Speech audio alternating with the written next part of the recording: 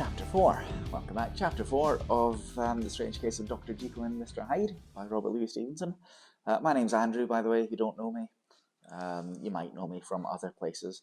You'll find all my other bits of social media, my Twitter, my Twitch, all those places in the bio link, which is in the description.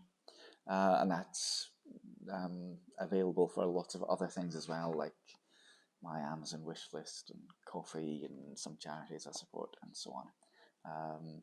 Anyway, Chapter 4. The Carew murder case.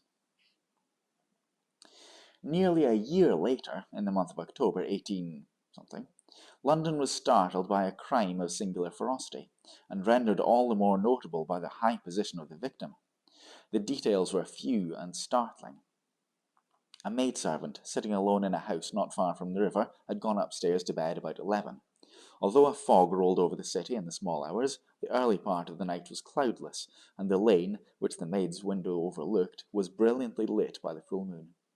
It seems she was romantically given, for she sat down upon her box, which stood immediately under the window, and fell into a dream of musing.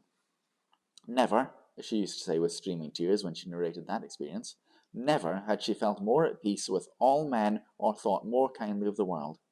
And as she so sat, she became aware of an aged and beautiful gentleman with white hair drawing near along the lane, and advancing to meet him, another and very small gentleman, to whom at first she paid less attention.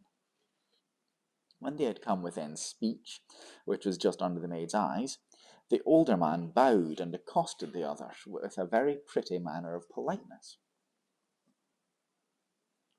It did not seem as if the subject of his address were of great importance. Indeed, from his pointing, it sometimes appeared as if he was only inquiring the way. But the moon shone on his face as he spoke, and the girl was pleased to watch it. It seemed to breathe such an innocent and old-world kindness of disposition, yet with something high, too, as of a well-founded self-content.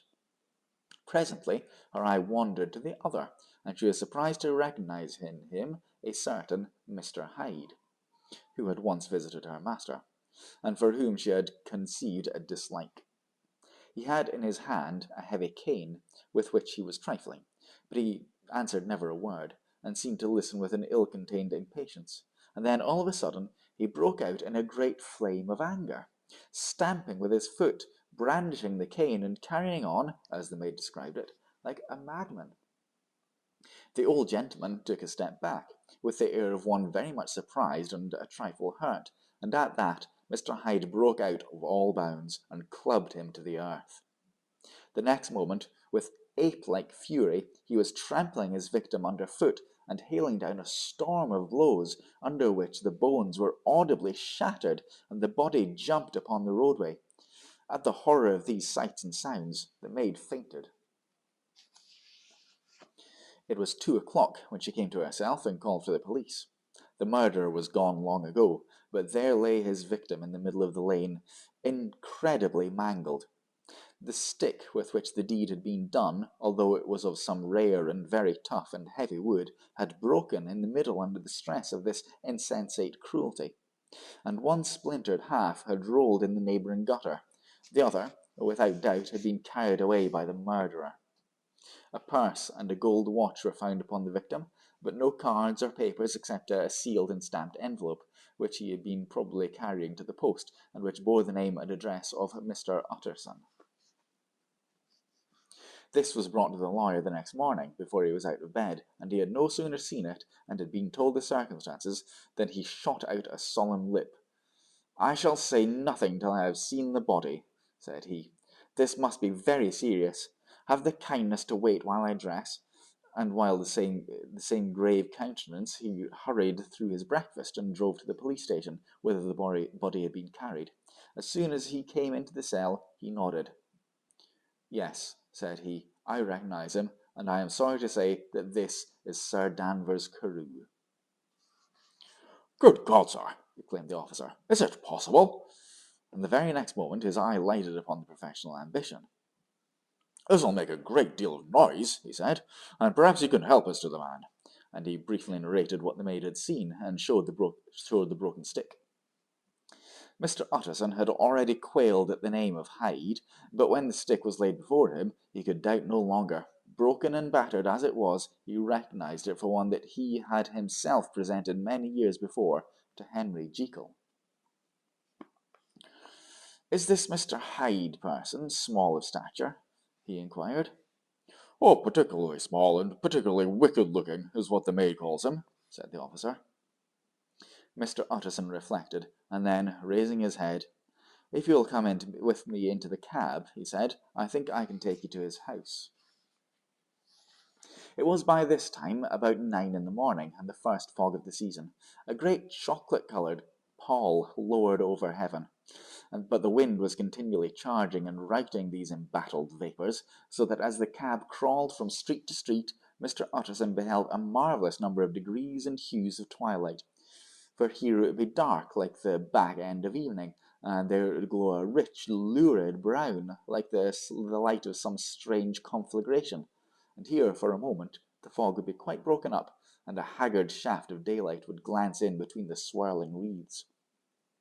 The dismal quarter of Soho, seen under these changing glimpses, with its muddy ways and slatternly passengers, and its lamps, which had never been extinguished or had been kindled afresh to combat this mournful re-invasion of darkness, seemed in the lawyer's eyes like a district of some city in a nightmare.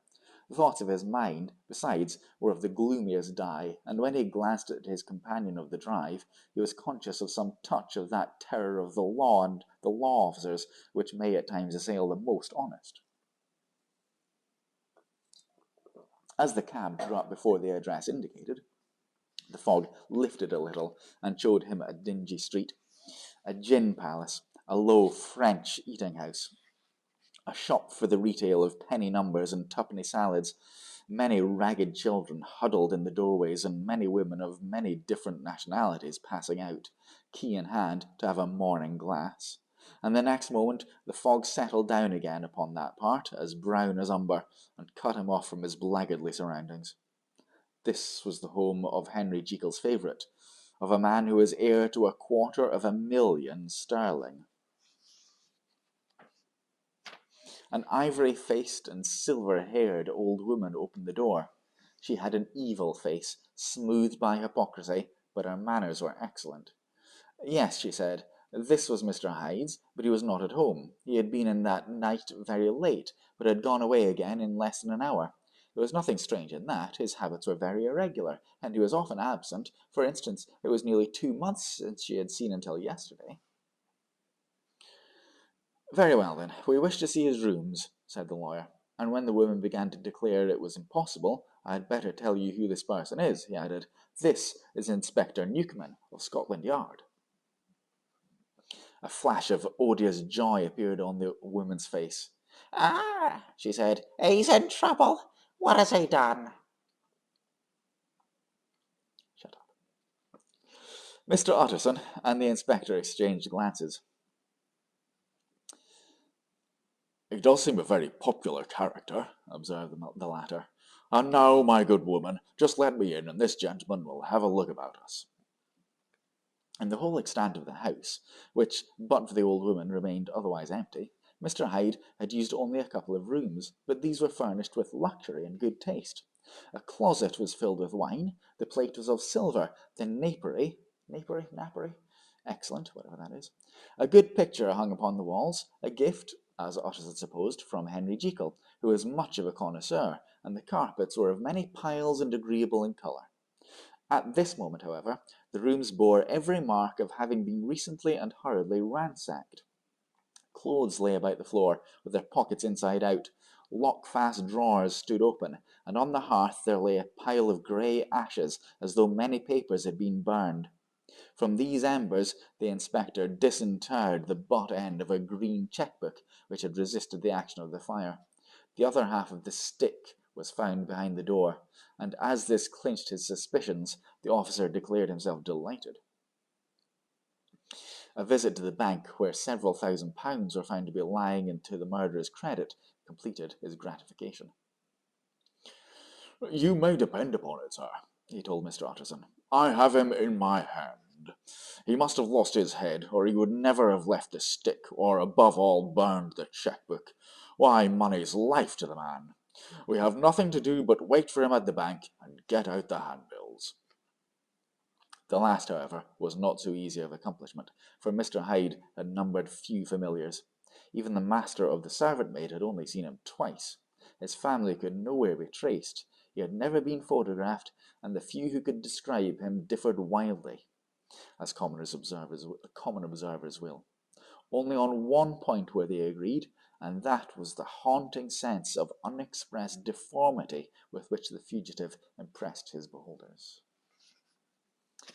End of chapter. End of chapter. Murder most foul.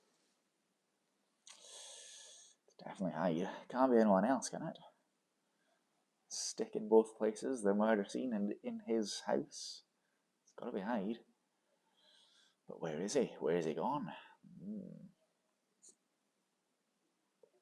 Alright, thank you for watching again. Again, I will put up chapter 5 on the closing credits. Can I say that? Not quite. Yeah, thanks for watching, and I will see you next time. Goodbye.